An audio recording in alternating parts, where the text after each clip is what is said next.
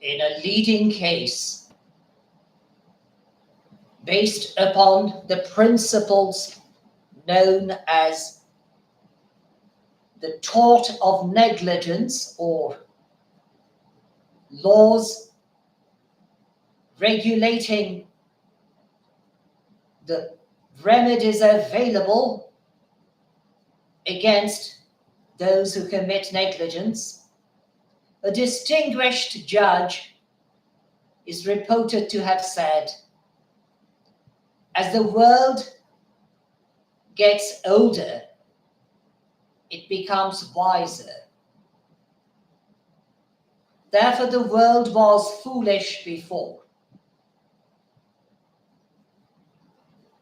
Although I do not know how far the second part of that particular sentence can be valued in reality.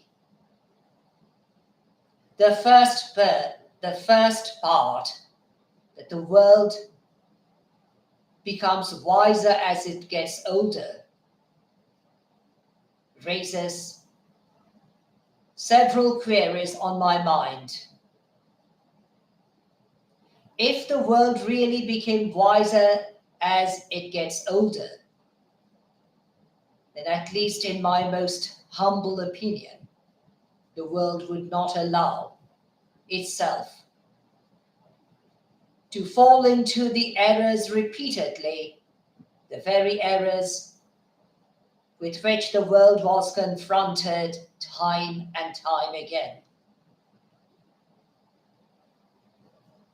Not alone in past history, but even during the past centuries, we saw that the world was confronted with situations which could have prevented, I beg your pardon, I mean which could have been prevented if the world took precaution in time. Yes, I emphatically use the expression precaution instead of just say precaution, because the word pre becomes extremely important in my view. Post cautions do not solve problems,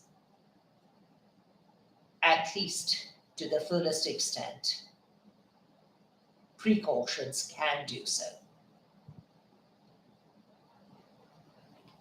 The world should have taken precaution or sufficient precautions prior to the year, for example, 1914, and would have prevented so much bloodshed taking place during the First World War, lasting officially from 1914 till 1918.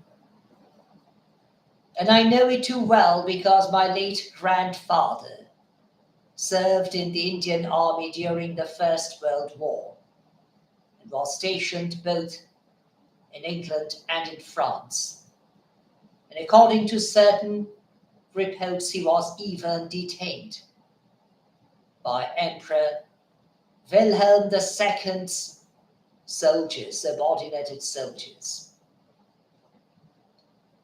The world could have prevented the Second World War if the world took sufficient precautions prior to the year 1933, when a fanatic was elected to become the Reich Chancellor or Reich Chancellor, even by a great majority of voters.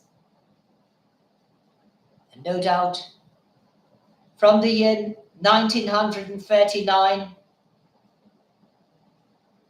dramatizing from the year 1941 to 1945, the Second World War claimed millions of lives, perhaps as much as the ones claimed during the First World War. unofficially. The world could have taken precaution to prevent the incidents taking place on the 11th of September of the Gregorian year 2001. And there would not have been necessary for a great and powerful nation to attack a much smaller nation if the world took precaution to prevent the incidents of 9/11 taking place in certain cities of a special country, a country that lies very close to my heart. The world could have prevented such incidences taking place prior to the so-called Second Gulf War by taking the needful precaution. And the world could have prevented the current incidences occurring in certain country or countries in plural, not merely in one country, but in countries in Eastern Europe today. But the world does not take precaution, and post-cautions cannot bring back those innocent lives which are lost due to the errors committed by our world time and time again. Perhaps since time immemorial, or time beyond human memory.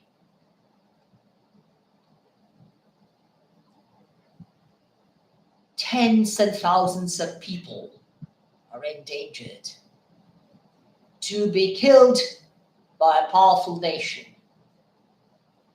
Hundreds and thousands of people are crossing the border of their own country in order to become refugees in other countries. I do not really know how much love they are going to receive in future, yet I remain grateful to those countries which are accepting such refugees most cordially, with due respect and consideration, based upon true humanity at this very moment. Ironically, two of those countries were condemned by a very powerful court based somewhere in Europe not long ago. Those countries were accused of violating human rights. What a tragic irony that those two countries are now most certainly at the peak of those countries which ever exercised humanity in human history.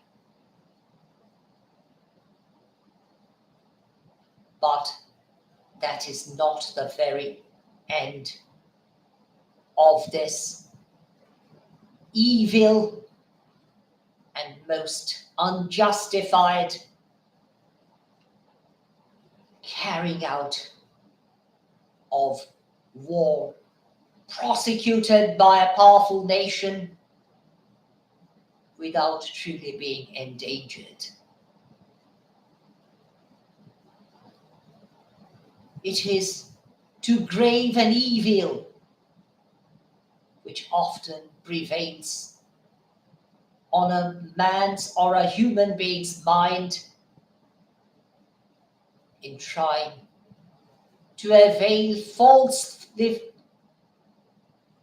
identified dignity and honor without having proper basis. Ambition can be gravely dangerous. It too frequently leads to the destruction of the very ambitious person, and none other than those who are exposed into the reality on his path. These things occurred, as I already referred to the times just a moment ago. In the course of the First World War, in the course of the Second World War, the wars fought in between and the wars fought thereafter, and it is occurring at this very moment, while I, with a very heavy heart, am obliged to address you, my most beloved, dear and respected fellow global citizens of the world, and most respected viewers of this live telecasting, or the viewers of the video recording of this live telecasting at another moment.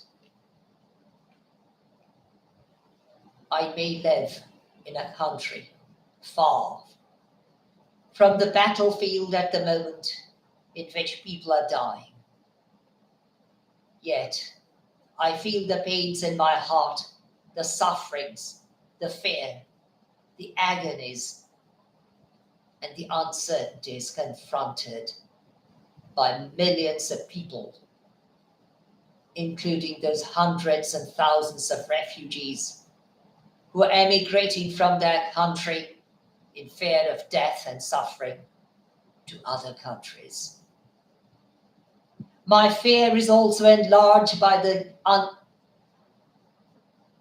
unprecedented and most certainly indisputable facts that such emigration may endanger the very path which I have been campaigning to discourage for years, the path known as the illegal and heinous practices of human trafficking and illegal slavery. People in other countries are likely to be not merely in danger of poverty, but in grave danger of falling into the traps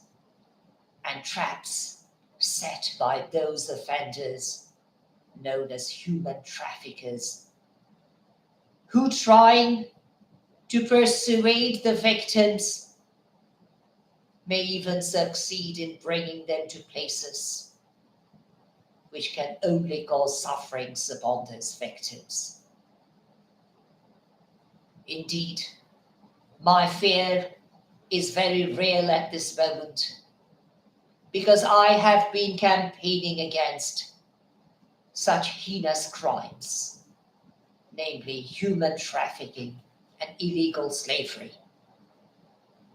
And I fear very gravely, even in the very depth of my heart, that the crimes of human trafficking and illegal slavery, which continue at this very moment, are likely to increase dramatically in the very near future, unless you and I, my most beloved and dear friends, and dearly respected viewers of this live telecasting, or the video recording of the same, come forward and play our part in preventing such evil practices taking place,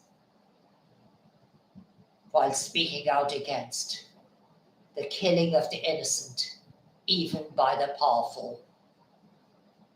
However powerful, however honorable, however magnified, however exalted that person or that regime can be. I thank you in anticipation for your kind understanding and remain at your service, even with a very heavy and mournful heart, while bidding you the protection of the same Almighty who created all of us, including those victims, even those who risked their lives in order to protect their country and their fellow countrymen and women, their fellow citizens at this very moment. Even those who are compelled to take refuge in other countries, and their children, even the babies. I bid you a very solemn night from my country. Thank you once again. God bless.